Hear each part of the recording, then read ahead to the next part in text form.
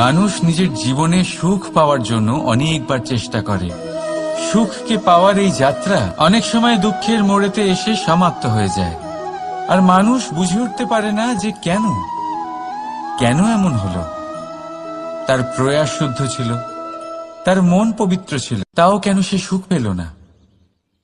এর কারণ হলো আপনার আশেপাশের লোকজন আপনার সাথী। আপনি সুখ অথবা দুঃখের লক্ষ্য এনাদের থেকেই পান। তাই মনে রাখবেন, অনেক সময় আমরা দুঃখ এই কারণে পাই কারণ আমরা দুর্জনের ওপরে ভরসা করি, আর অনেক সময় দুঃখী আমরা এই কারণে হই কারণ আমরা সজ্জনের ওপরে সন্দেহ করি।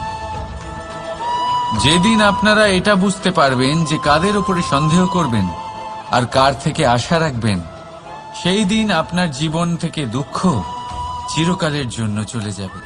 রাধা